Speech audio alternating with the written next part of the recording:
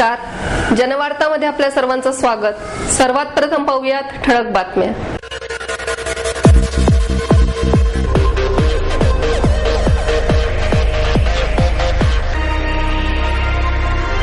भारतीय संगीताच्या स्वरप्रभेने सारे विश्व प्रकाशमय करणारे स्वरभास्कर भारतरत्न पंडित भीमसेन जोशी यांचे दीर्घ आजाराने पुण्यात निधन।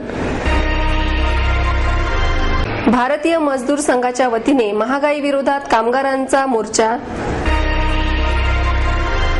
अमेरिकेतील भारतीयांचा उच्च मध्यमवर्गीयांवर प्रभाव पडल्यामुळे त्यांची जीवनशैली बदलली आहे, लोकसत्ताचे संपादक कुमार केतकर यांचं मत।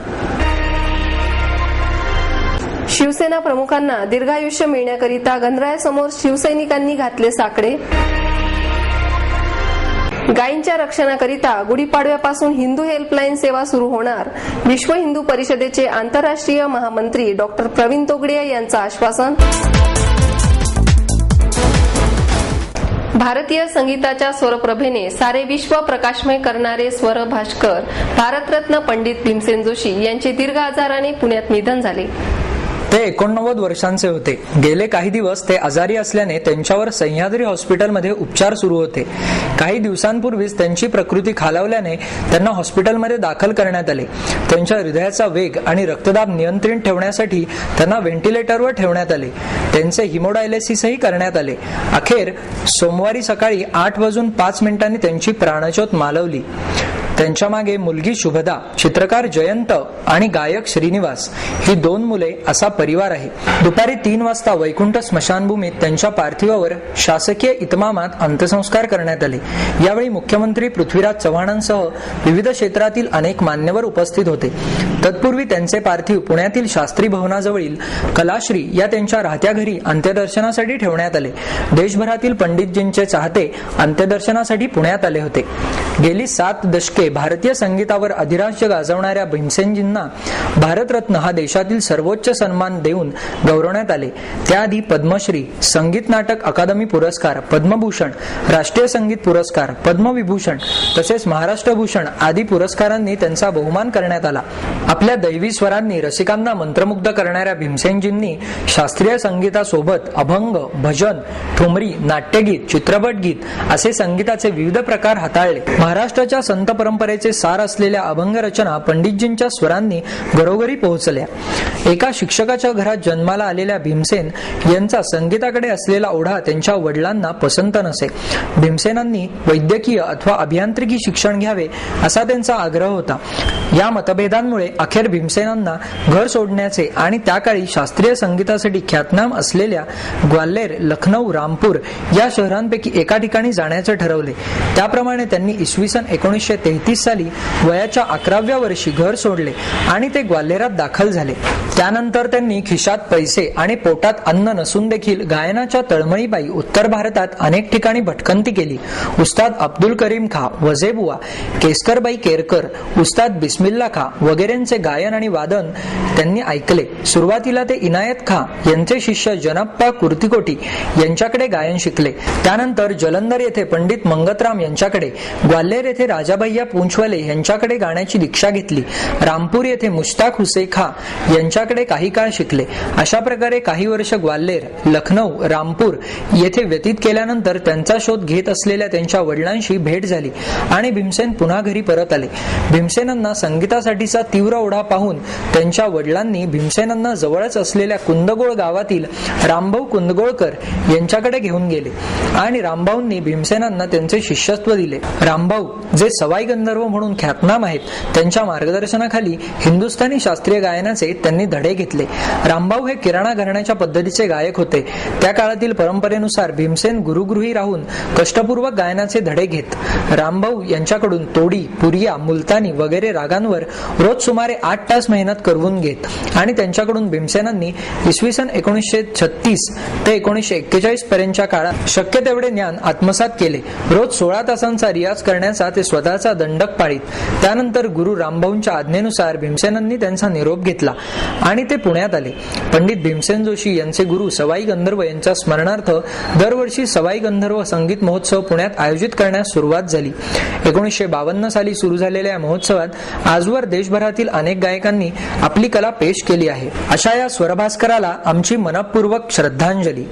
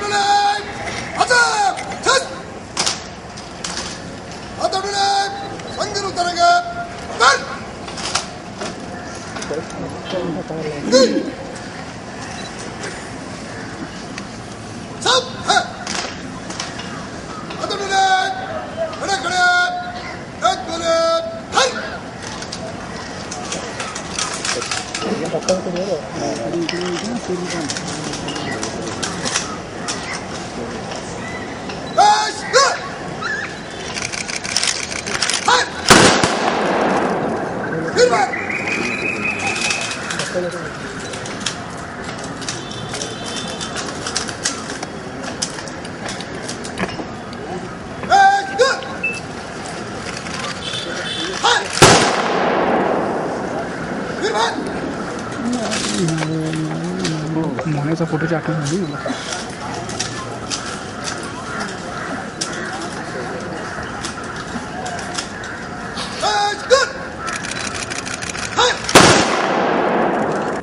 त्यांना जी लोकमान्यता मिळाली होती,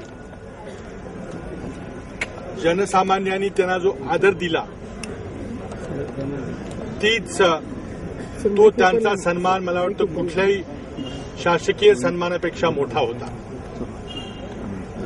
आणि संबंध देशात पंडितजींचा स्वर अपरिचित होता. दूरदर्शनच्या माध्यमातून ते अगदी शेवटच्या घरापर्यंत पोहोचले होते आणि त्यामुळं पंडितजी आपल्याला सोडून गेलेले आहेत. इथं असीमित आणि अतोनात अशी हानी झालेली आहे. पंडितजी जरी देहरूपानं आपल्याला सोडून गेले असले तरी त्यांचे स्वर चिरंतन आपल्याबरोबर राहतील, पंडितजीची आठवण देत राहतील. पंडित भारतरत्न भीमसेनजी जोशी यांचं दुःखद असं निधन झालेलं आहे. पंडित भीमसेन जोशी यांच्या निधनाने भारतीय शास्त्रीय संगीताचा अनेक वर्ष तेवत असलेला नंदादीप आज लोप पावलेला आहे. मी महाराष्ट्र शासनाच्या वतीने त्यांना विनम्र श्रद्धांजली अर्पण करतो. पंडित भीमसेनजींचं जाणं हे खरंच आमच्याकरता खूप मोठी पोकळी निर्माण करण्यासारखं झालं आहे. कारण का ही पोकळी कधीच आयुष्यात भरून निघणार नाही असं मला वाटतं. आणि खऱ्या अर्थाने संगीतातला सूर्य हरपला, त्याच्यानंतर अमावस्या सुरू होते असं मला वाटतं. कारण का ते जे तेज प्रत्येक सुरात, प्रत्येक त्यांच्या बोलालापामध्ये, बोलतानेमध्ये, नुसत्या आविष्कारामध्ये संगीताच्या जे तेज असं खूप आतपर्यंत झिरपलं होतं, तेच कुठेतरी नाहीसं झालं आहे. आणि नुसते गाण्यातले संस्कार नाही तर एक माणूस म्हणून खूप मोठे संस्कार त्यांनी आमच्यासमोर घालून दिले की जे आज आदर्श ठेवूनच आमची पिढी पुढे जाणार, त्याच्यात वाद नाही. त्यांनी दिलेले संस्कार जोपासण्याचा आम्ही थोडा कुठेतरी प्रयत्न करू नक्कीच. पण आज तो सूर हरपला आणि मला एकच वाटतं की याच्यावर शब्दात मांडण्यासारखं खरंच माझ्याकडे काही नाही आहे. कारण का खूप मोठी पोकळी निर्माण झाली. पण त्यातून सुद्धा अभिजात संगीताचं स्थान जे त्यांनी नुसतं भारतात नाही तर भारताच्या बाहेर पूर्ण जगात पसरवलं, भारताचा खऱ्या अर्थाने अभिमान वाटतो. आणि शास्त्रीय संगीताचं नाव घेतलं म्हणजे भीमसेन जोशी, पंडित भीमसेनजी, हे नाव इतकं तेजोमय आहे, तेजपुंज आहे की त्या तेजाला अतिशय दंडवत करते, नमस्कार करते आणि त्यांचाच कुठेतरी आदर्श पाळून पुढे जाण्याचा, त्यांनी जो दाखवलेला मार्ग आहे त्या मार्गावर चालण्याचा प्रयत्न करते. त्यांना श्रद्धांजली. ठाण्यातला एक अद्वितीय अलौकिक युगपुरुष निघून गेलेला आहे. भीमसेनजी केवळ भारतरत्नच नव्हते, ते विश्वरत्नही होते. एक अतिशय सुरेल, भावप्रधान ज्याची गायकी आहे असा कलाकार, ज्याने जाणकारापासून सामान्यापर्यंत सर्वांना आपलंच केलं होतं, शास्त्रीय संगीत सुगम केलं होतं. असा एक अतिशय मोठा कलाकार आमच्यातून निघून गेलेला आहे. आमच्या घराण्याला आज पोरके पण आलेला आहे.